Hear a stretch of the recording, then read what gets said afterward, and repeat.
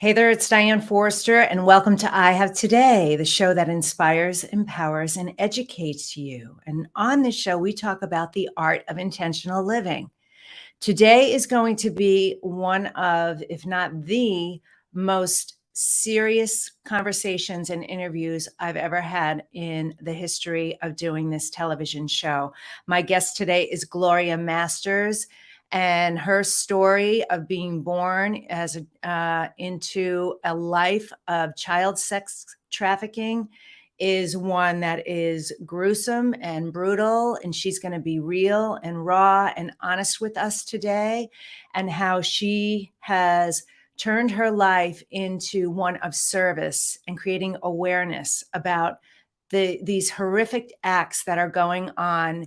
According to Gloria, 1 in 3 people are affected by this, by child sex trafficking. And what she's going to share with us today is, the encounters of her life of 16 years of dealing with this. And that was just part of it. She's been dealing with it her entire life. And her life turned around to be in service. It took until she was in her 50s. So I don't want to say too much about it because I want to bring her on and have her share her entire story from her words and her encounters, and have her share it all. So I don't want to give any more away about her. We're just going to wait just a minute before we bring her on. What we're going to do is we are going to share this week's intention statement. So our intention statement this week is, I have today to hand the shame back because it's not mine. I have today to hand the shame back because it's not mine. Now, Gloria is going to share more about handing the shame back and what that means. And my message to all of you is that shame comes in a lot of different forms. Shame is the lowest of emotions on the scale of emotions. It's the worst emotion that there is. And we suffer from shame. All of us do in some way, shape, or form. And it doesn't have to be that way. We can eliminate the shame. We can look at the events that have happened to us in our lives, whether it was something we did or was done to us, and find the gift in whatever it is, move on, and know that experiences and events that happen in our lives does not define who we are. It's not something that you have to carry around with you for the rest of your life. So to be able to just hand the shame back, because you don't, that is not who you are. That is not the definition of you. When you say things like, I am shamed, I am shameful, you're identifying that, and that is not. You have feelings of emotions related to that, but that is not who you are. And today's show is going to empower you in ways that I hope have a ripple effect on your life and the lives of all those around you. I hope that today's conversation creates a heightened awareness, so you're paying attention to more signs and listening to your intuition. When something looks suspicious or seems suspicious, it probably is, and not to ignore that. And I hope that those of you who are watching this or listening to this on our podcast, if you are dealing with this or have dealt with this in your life, that you will get that know that there are people like Gloria out in the world who are helping and supporting you in the recovery and the healing of these traumas, and that you are not alone, and that there is always hope. There is always love. There is always support. It does not define who you are. You are way more than that. You are a miraculous being with infinite possibilities and potential in this world. And so I want you to keep that in your heart and keep that in your mind as we have this conversation today. Gloria's coming on. She's going to share so bravely, so openly, because that's how we make change. That's how we turn things around for the positive. That's how we call out those who are abusing and hurting and doing these horrific acts, is by speaking up and speaking out. So, all right, before I bring on Gloria, let's just have a quick word from our sponsor. And when we come back, Gloria Masters will be in the studio with me. Thank you. This week's episode of I Have Today is brought to you by the Spifter. The Spifter is a fun sifting spoon that makes cooking, baking, and decorating with sugars and spices so much fun. No more mess or wasting your spices. It's fast, clean, and easy. Everything looks and tastes delicious. It's also great for straining loose tea, getting pesky broken cork out of your wine glass, and draining liquid off food like olives and capers. Whether you're a novice cook or a gourmet chef, you'll love the results. The Spifter, the kitchen gadget that no kitchen should be without. Welcome to the studio. Welcome to I Have Today, Gloria. Yay, I'm here. Hello. You are here. Yes, we've been trying to do this for a while, and today is the day. Yay. So great to have you here. All right, before we get into the interview, I want to read a little bit about you to the audience so they know a little bit about your background. So Gloria's journey from darkness into light is one of hope, resilience, and the unrelenting power of the human spirit to survive. It's June 1960, and in middle-class suburban New Zealand, a child was born into sex slavery. For the first 16 years of her life, Gloria suffered horrendous sexual, physical, and psychological abuse at the hands of her father, with no one to protect her. From the underworld of her father's pedophile ring to the groups he trafficked her to, she found an inner strength and a light that shone so brightly, her mind was the one thing that could not be destroyed. She's now an author, advocate, and speaker for all things child sexual abuse, CSA. She does this through speaking, interviews, blogs, and writing to help other survivors. She's currently publishing her second book, Flight Path to Healing, which is a guide for survivors. She hosts the podcast called Handing the Shame Back, and also a YouTube channel. This provides a safe space for other survivors to share their stories and find resources. Wow, Gloria, amazing work that you're doing. Incredible. And my throat's already closing up. I think this is going to be a very emotional show. I'm already feeling it in my throat. Wow. So beautiful, Gloria. I want to preface this to the audience that this is not for children to hear. I'm going to say that's probably good advice. Maybe it is for children to hear. I don't know. I mean, how do we handle this? I think in anything like this, with the fabulous parents out there, it's better to, I think, watch yourself. You just need to be aware that Diane and I will probably go into exposing a lot of things, and it could be fairly shocking. So okay, maybe not children. Right. Under 18s, no. Yeah, under 18, no. So if you're a parent out there, keep that in mind. If you're listening to this in the car or watching this, in the family room, just keep that in mind. All right. All right. Well, Gloria, we need to start at the beginning, please.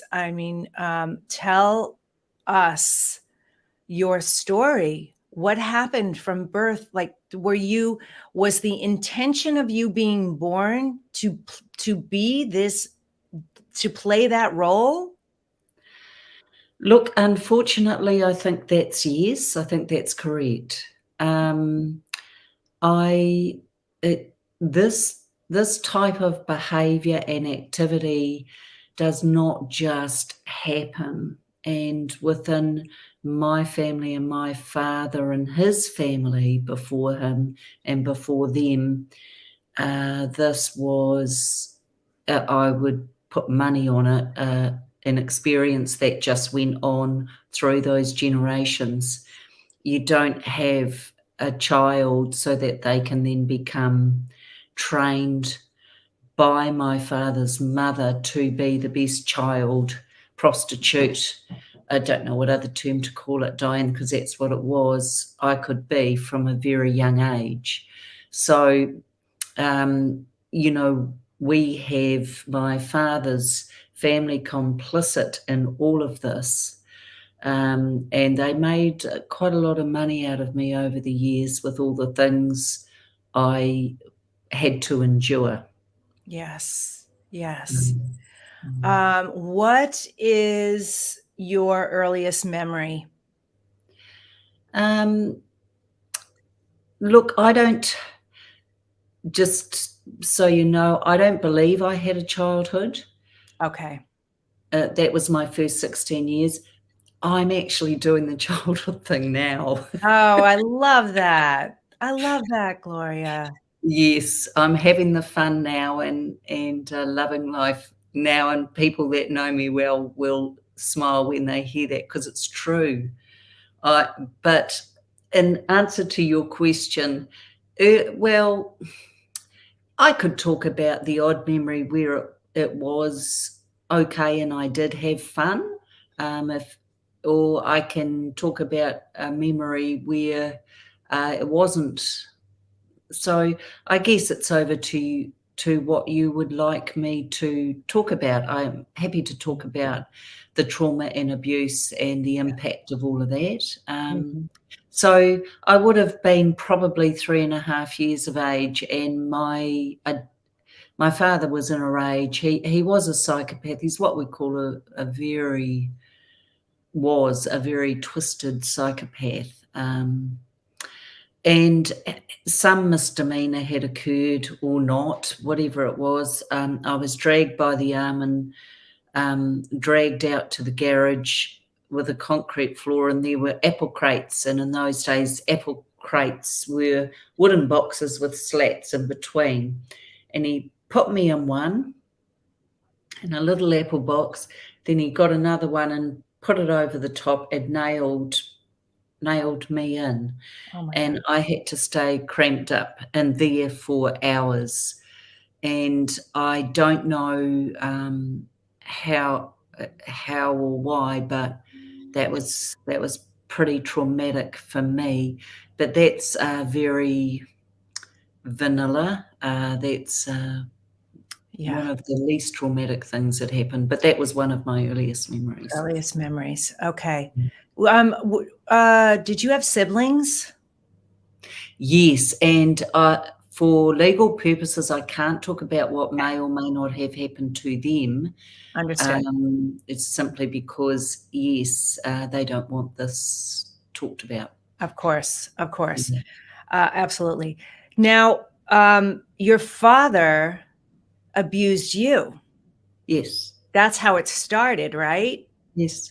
Yes. Oh my And gosh. then he got his extended family and friends involved, and then the training began. And over those early years, his mother and one of his sisters were paid to train me in the art of seduction. Wow. So all I know is I was kind of put into a room and the door was locked behind me. And yeah, these women made sure I knew how to behave in a very sexualized, sick way, so that the pedophiles and the men my father would traffic me to would pay more money. Because, Diane, you've got to ask yourself, who wants to pay money for a traumatized and frightened child? Right. Right. Wow. Wow. And so how old were you when you were going through this training? Oh, this would have been from the age of between 5 and 6, the training really kicked in. But Mm. the first abuse began really from the time I was Born. born. Wow. But my father had me involved in lots of things. So I was leased to gangs. I was used by the Freemasons at their regular meetings and through special events throughout the year. My father made a lot of money out of me, and so much money that in New Zealand in 1968, he imported one of only 4 Pontiacs into New Zealand. Oh my So goodness. Yes. Wow. I was leased out of a nightclub, our red light district in Auckland, up in K Road, out of a room from the age of 11. May have even been younger, but I'll stick with 11. From 11 to 16 years of age, I would be made to go there on weekends, and men would pay for the privilege of abusing a child. A child, a little girl. Yeah. Now, there's a lot there that I want to ask, but I want to not forget this. Did you go to school? Yes. Okay, so you would go to school during the week, and on the weekends, this is how you spent the weekends. My parents separated when I was 11, and I was left with my father for 18 months. So the only girl in the house with him for 18 months. And so that was without doubt the scariest and most horrendous time for me. And my life was at risk many, many times. I'm very grateful to be here today. Now, when you say that, can you be more specific? What would he do? Was it the abuse that he was? Would Yeah. he beat you? Would he? What? Oh, Diane, I wrote a memoir about this. It's pretty dark, but it's truth. So the truth, sets us free, I believe. Yes. And I've got nothing to hide. Look, there were several things. He was very vicious and you have to consider, with a psychopath, he was a psychopath and an extreme narcissist. Yeah. So with that combination, I wasn't actually a beautiful little girl to him. I was an object. So you don't waste money, time, attention, love, or care on an object. So I didn't mean anything to him apart from what I could generate financially. Right. Right. Wow. So I tried to take my own life 3 times as a child during that 18 months I was left. It didn't work, clearly, but that's how horrible it was. And the other way I nearly died several times was he used to lease me out to gangs on weekends, and some of those gangs had initiation ceremonies, and there was one in particular. And an initiation means that the person who's being blooded into the gang has to prove their worth, yeah? Yes. Before they're in. So it was, do what you want to this child, and let's see how far you'll go. Well, I was so badly beaten and broken and brutalized, I was unrecognizable. My eyes were swollen shut, my ribs were broken, my nose was broken, I was beaten unconscious. And when my father came to collect me, he was really shocked, and I was left there for over 24 hours, just so you know. But when he came to pick me up, he said to the gang leader, "Look, you want to be careful what you do to her, mate." And I thought, oh my gosh, he's going to say something lovely. No, he said, because she won't look as good for you next time. Oh my goodness. Oh my goodness. Yeah. How did you survive in your mind? Well, I went to a place because I had no living person or adult who was prepared to be or stand alongside me, right. or listen to me, or want to know my story. So I went inside, and that's what I mean when I say, in our pre-chat, Diane, the power of the human spirit to overcome really is amazing, and I'm very grateful. I'm testament to that. So I went to a little place inside my mind, and I could see light, and I could see little angels fluttering around nearby. I thought, "Oh, they look pretty good." So I would dissociate into survivors out there, child sexual abuse survivors. They know well what I'm talking about. So it's where we separate from our body, because our mind is protecting us from the trauma. Right. Because it's too, and the most, actually, you'll love this, the easiest description, or the most understandable description about that, is if you have a terrible car accident, you're not going to remember that for a little while, the details. Right. Why? Because your mind's protecting you from the impact of the trauma. So the same thing happens for CSA, child sexual abuse survivors. We leave our bodies so that the impact isn't so great on us in terms of our mind. Right. Yeah. What was your mother's involvement in this? So your parents split up, but your mother knew this, right? Well, my mother was a very complex narcissist, and her, to be honest, if I gave one statement about what it felt like growing up under her care, it was that I was in the way.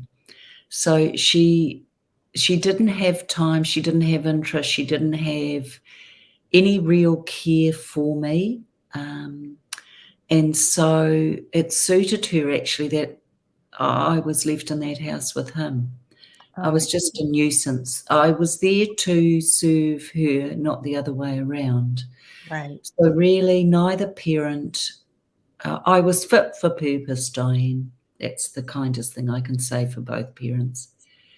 They should never have been parents. And how I got through, I don't know, but I got through, and I just put one foot in front of the other. And yeah, it got very confusing and very difficult for me, because when my parents separated and I had 18 months left in that house, every second weekend I was allowed to go back and see my mother, and some of the school holidays. So what it meant was the child that would leave my father's house on Friday morning to go to school and then to my mother's was not the same child that came back. And the reason for that is my father, I was the sex slave. I was actually the slave of everything. He and my brother were the ones in the house, and I was the only female. So therefore I was lower than the dog, really. Oh my goodness. I didn't stand a chance. So that behave sexually, do everything you're told, get beaten to within an inch of your life. I was starved consistently, so I looked thinner and younger for the pedophiles.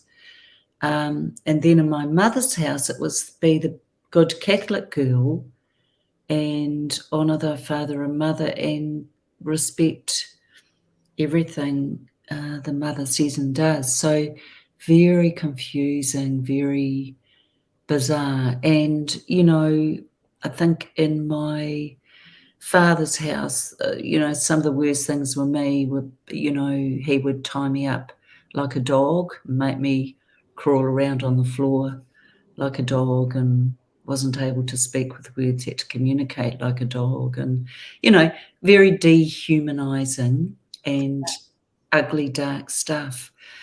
But let's be honest, I'm here. You're here.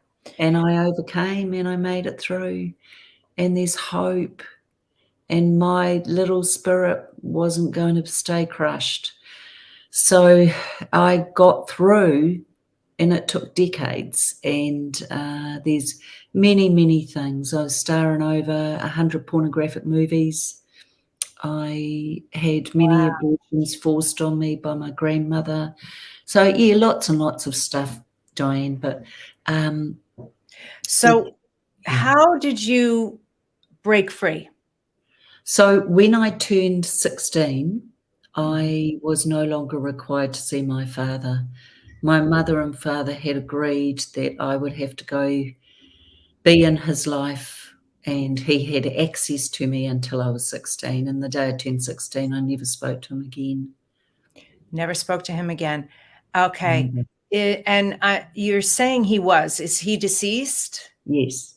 Okay. How about your mother? No, she's still alive. But as you can appreciate, a relationship where you are so badly neglected and ignored and abused, it's very difficult for me to have had a continuing relationship. But I tried because we all want a mother. Right. And I tried for years, but she kept coming back strongly with, if you ever speak of this again, we can't have a relationship. So basically, I was meant to split off that part of me that was the truth teller and the light bearer, Mm-hmm. and keep the part she could accept, and then she would have the relationship. So I did that, and I tried so hard, but I got to a point I just couldn't do it anymore because it was hurting me. Of course. Yeah. Yeah. And that, we do all want to be loved, and we do want our mom, and there's always that glimmer of hope. You want to believe so badly that that love is there. Yes. And I'm, of course you had to separate from that. You can't just, keep taking that abuse. So, yeah. Now, so let's talk about your healing journey. So now I know it took you, I think that's what I read. It took you until into your 50s to heal from this. So that's, 35 years of, suffering. What was your life like once you broke free? Complete disaster. Yeah. as you would appreciate, because my conditioning had been, you're worthless, you're not, good unless you're doing this. I didn't have a sense of self or a sense of purpose or a sense of self-love at all. So I developed what we call a highly developed false self, which is the mask you put in front. So everyone saw the fun giver, the carer, and that everything was fine all the time. And of course it never was. But it was highly unlikely I could attract good people to me or good men in my life, because I'd been conditioned to have the exact opposite. So guess what? I attracted Of course. I attracted the people and the men in my life who would not value me or see me or love me for the person I was. And that's, that's of my conditioning. It's not all on them. But the point is, it's taken me decades, and I did decades of therapy and decades of other healing modalities to reach a place of forgiveness, and I could hold my head up. But that shame thing, Diane, that you talked about is so true. And everything I do is called handing the shame back, because you and I speaking today, we're handing the shame back even more, and for other survivors as well, because we're bringing light to this dark. Yes. Does that make sense? Yeah. Yes, it makes So, perfect sense. yeah. So I guess, but it did, to be honest, it took me till earlier this year before I could put this on LinkedIn. Why? Because of the shame. Why? Because people don't want to know this stuff. Why? Because it's uncomfortable. Right. It's too horrific to think about. My friend and mentor is watching, and when I did the opening, he wrote the word "yikes," like "oi," right? Because people don't. That's their normal reaction to me saying this is going to be one of, if not the most serious show I've ever done before. People don't. they, if I turn a blind eye, and I'm just saying this in general, like if I turn a blind eye, then I don't have to acknowledge it. I don't have to feel it. I don't have to, you know, do something about it, like be a part of figuring out a solution and exposing it, putting a light to it. That's, what, Gloria, this is where I go. I'm a very big thinker. I'm a visionary. I have big, huge ideas. And my response is always, what is it? What is that thing that makes people do this? What I know it's a sickness. I know they're not well in their head. I get all of that. But what is the thing that they're getting from it? And is there just absolutely no level of compassion? Were they raised like this? So you're clear. And I know I'm throwing a lot out right now, but this is where I'm going with this. Like your grandmother's life was that way. And so your father was raised in this environment. So that is what he knew. But where did she get it from? And let's talk about the number of women doing this abuse. And we think it's male, but no, it's not, right? I just, I want to get to the root of it. That's what I want to know. What are you getting from it? Well, there's a couple of things. There's a little myth out there that pedophilia is a new thing. No, this has been around for generations. It's just been underground, as you know. The other thing is that women abuse, and there's a lot of amazing male survivors out there who don't have the courage yet to speak, because they're it's in our patriarchal society, they're meant to be the protectors and the strong ones. So it's really doubly hard for them to speak about, and especially if it's a female that abused them. But the reality is, you're so right, women do abuse, and society, again, does not want to accept, because women are seen as the nurturers, the providers of care and love. So you can see how we've got some quite big barriers to overcome. The second thing is that this child sexual abuse, I'm not talking trafficking, I'm talking sexual abuse, affects up to 1 in 3 adults, and that's male and female. So the abusers have to be in similar numbers, really, don't they? And yes, then we have the enablers and the gatekeepers around them. But the reality is, guys, for all of us, you included, Diane, anyone watching, we all know someone. We may just not know that we do, but there's someone out there who suffered child sexual abuse and may not have found the courage. And that's partly why I'm encouraging people to feel supported enough. They don't have to speak the words if they don't want to, Diane, but they might, just sit down with a friend or a family member and say, I had a bit of a tough time growing up. Mm-hmm. Or they may choose art to express this, or they may choose some form of sport to express it. But by releasing it, we're handing the shame back to where it belongs, which is the abusers. Yes. So that's my message, really, because I want people to feel, you're not alone. Mm-hmm. I stand beside you, I see you, and I believe you, because I know the courage it takes to find the voice. Yes. So all right. So your first book is On Angel's Wings.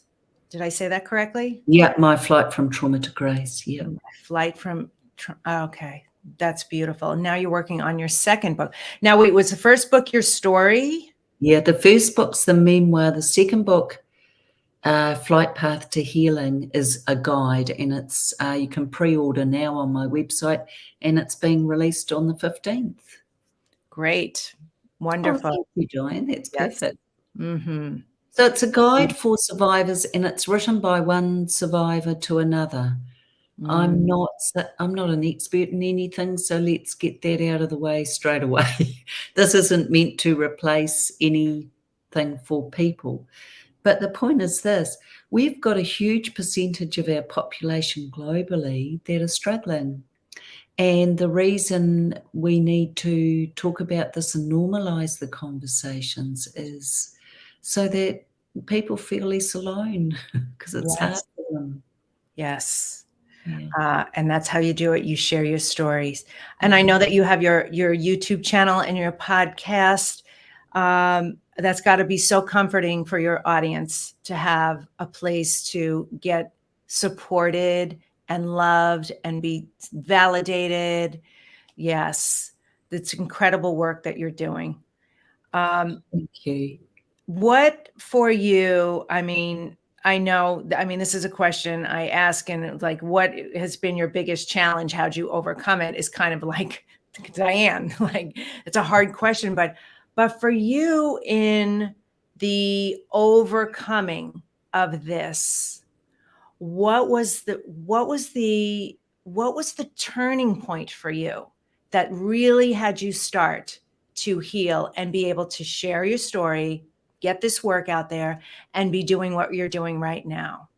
Can you pinpoint that? I think it was when my whole family turned on me because I dared to expose the truth. That became the catalyst. And for lots of amazing survivors out there, they will have experienced this too.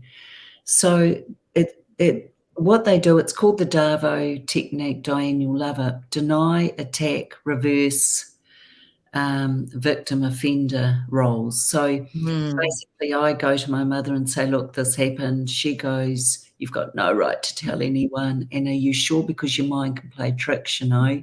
See the instant response? So that then becomes a denial and an attack, and the attack is on the credibility of the person who is trying to share in a very vulnerable, state, their truth. Yeah. So you're shut down because it suits them to not have this exposed. And so, as I described earlier, then what happened was the more I tried to share it and expose it, the more I got shut down and compartmentalized. And again, unfortunately, it's not uncommon for people out there who are survivors as well to experience this. So that was a catalyst for me to really start that healing journey. And it's possible, look, if I can do this, if I've been able to do this, other people can. And shame's huge. Shame is what keeps us pretty quiet. Like I say, it was only earlier this year I had the courage to put this on LinkedIn. That's how we kind of connected. Yes. What do you wish more people knew? That there's so many of us out there, and that they can help by talking about this, because the numbers aren't decreasing, and in our digital age, we've got boys and girls in schools and middle schools and colleges who are being, this is happening as well. But until these conversations can be more normalized, we've got kids at risk. So, yeah. But there's hope, and I know your show is about that. So the great thing is, the more voices that are heard, and we're seeing it more and more. I've been talking with Maggie Oliver over in the UK, and Annika Lucas as well, and we're looking at putting something together, the three of us. So there's a lot of us across the world actually who are standing up and saying no more. And it's spotlighting. The purpose is to help others by shining light on this. Yes. That's That's beautiful. Really beautiful. I want to share with the audience. I have a couple more questions for you, but I want to post your links right now. Mhm. How can people find out more information about you, Gloria? Yeah. So if you go to gloriamasters.com, everything's there. But equally, every week on my podcast, my YouTube channel, I post a survivor interview. Okay. And I post a spotlight interview, which is something like what you and I are doing, Diane, so that even one of the things you and I have discussed today may help a survivor out there. If we get one thing out of, that's helpful. And then the other thing is I also post a blog each week. And so for our survivors, I do lots of writing, and I do things like on dissociation or hypervigilance or, triggers. Every week I post a spoken blog for them, and people seem to get something from that. So there's lots on the channel, and it's really just dedicated to our beautiful adult survivors out there, because such wonderful people, and they never deserved anything to happen. So if you go to Handing the Shame Back on YouTube, free channel, subscribe, have a listen. If it's you, come back. If it's not, thanks for visiting. It is what it is, and I will do whatever I can to help and support. And we just need more attention to this, so that our next generation are safer. Yes. Yes. Yeah. Well, we have all the links up right now, and they will all be in the description and area, so people will be able to find you. All right, so two more questions, Gloria. The first question is, how do you live the I Have Today way, which is intentionally in your life? Well, I'm so grateful, and think what a wonderful question. By fully and gratefully living my purpose. And my purpose is to help others by shining light on this. That's so Through beautiful. love and humility. That's my purpose.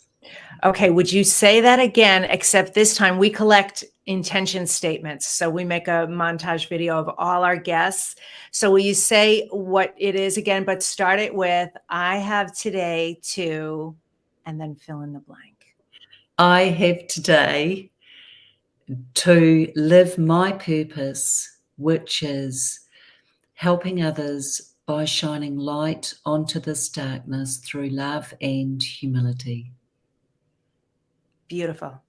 So beautiful. Thank you for that. And then is there any final piece of advice you want to share with the audience? Look, beautiful audience of Diane's and Diane, thank you. There's so much more than you know, guys. There's so much more infinite possibility within us, and I see you and stand beside you, and I believe you. It's beautiful. The work you're doing is incredible. Thank you for not ending your life the 3 times that you tried, having it be unsuccessful, because your work now is so purposeful and needed, and you're going to help so many. You are helping, but you're going to continue to help so many more of these innocent victims in these horrific crimes against these beautiful children. And I'm so grateful to know you and be a part of this, and helping and supporting and spreading the word, and using my platform to allow you to share your story with the world. Keep your books up, keep writing, keep working, keep producing, and keep reaching out.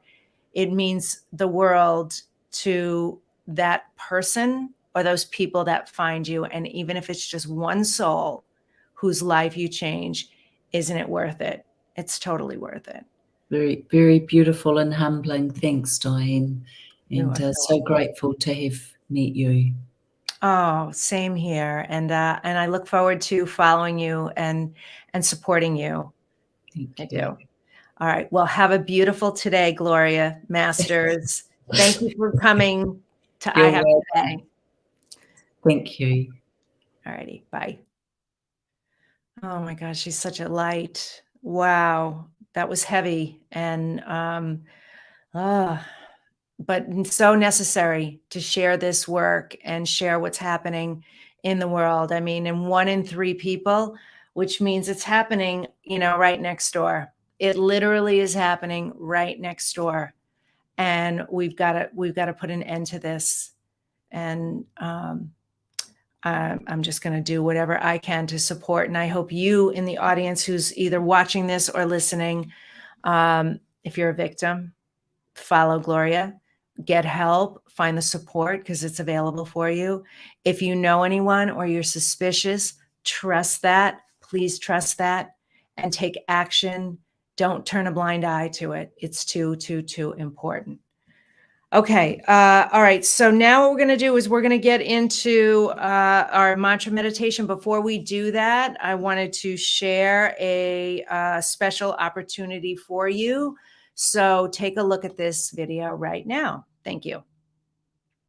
Hey there, it's Diane Forster, and I want to thank you so much for watching I Have Today. And I'd like to extend an invitation to you to buy my brand new international best-selling book called A Better Today, which is a fun, inspirational, motivational 30-day challenge where each day for 30 days, you get one little thing that you need to do to change your life and improve your life. And so part of the reason why some people struggle to make changes in their life is because they try to do too many things at once. How real, lasting, positive, permanent change happens is through micro bites, micro actions. They create the macro results. So it's available at Amazon. I invite you to pick up a copy there. And for a limited time, I'm offering you a special opportunity. When you buy the book, I am going to give you 4 of my courses for free, absolutely for free. And that's at abettertodaybook.com, abettertodaybook.com. So check it out and start improving your life and making each day of your life better and better, starting today. Thanks. Yes, we are offering the Better Today book bundle again. So make sure to get your copy of A Better Today. And then when you do, you go right to that page, that link, and subscribe, and you're going to get 4 of my courses for free. So what I thought I would do right now quickly is take a page out of the book, right? I'm going to take a page out of the book. So I randomly opened up to page 20, and I want to share this with you all. So, or day 20, not page 20, day 20. Day 20 is make learning a priority. So what this day is all about is I want you to do something, sign up for a class, do something, improve your education. Maybe it's following Gloria Masters and reading up a little bit more on the child sex trafficking issues that are going on in the world and maybe how you can support it.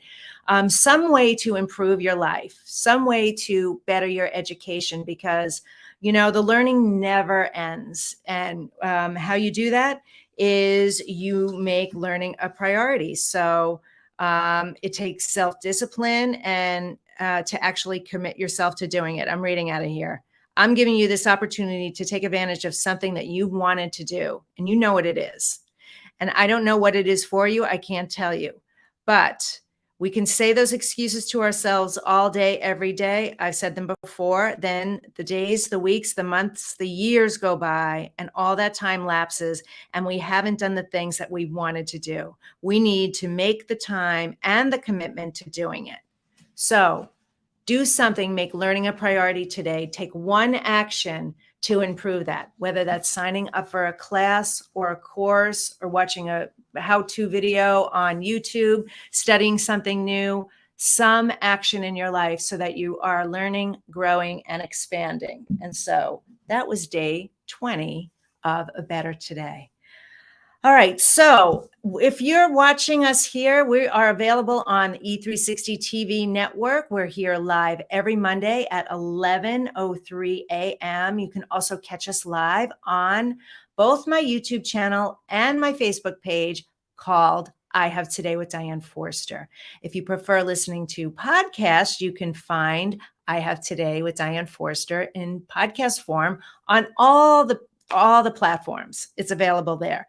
So make sure you give us a follow, give us a like, give us a subscribe, do all the things so that you can be alerted every time I have a new episode coming out. So, and then what I wanted to end the show with is our powerful mantra meditation. So with our last few minutes, here's what I'd like you to do. If you're driving, obviously you can't close your eyes. You can just sort of listen along to this. You can do the breaths, but oh, you're so welcome. Gloria saying thank you for the interview. You are so welcome. So with our mantra meditation, what I want you to do is we're going to take in 2 breaths. And here's how we're going to do it. We're going to breathe in through our nose for the count of 4. We're going to pull that all the way down to our root chakra, like our tailbone area. And then our 8 chakras, we're going to count to 8. And as we're counting up the chakras from your root to your sacral, to your solar plexus, to your heart, to your throat, to your third eye, to your crown, and to your soul star, which is about a foot or 2 above your head, I want you to send energy, like imagine that chakra energy center is lighting up, right? So you're going to count to 8 as we do that. Then I want you to breathe out like you're blowing out birthday candles and get all the negative energy out of you. Like blow really hard like you're blowing out birthday candles and get it all up and out. It's going to feel really, really good. We're going to do this 2 times. And then all you need to do is listen to the words as I guide you. So here we go. Close your eyes. Uncross your feet, put your hands on your lap. You can keep them flat on your lap, or you can turn your palms up if you want to receive more energy. And now breathe in through your nose for the count of 4. Now hold it for the count of 8 as we light up our chakras. 1, 2, 3, 4, 5, 6, 7, 8. Blow it out for 8.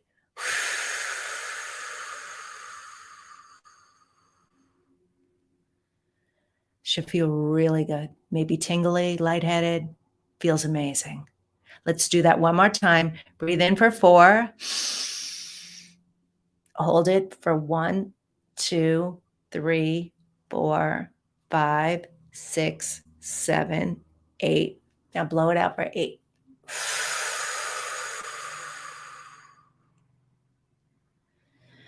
I have today to love my life. Something really good is going to happen to me today. I can feel it.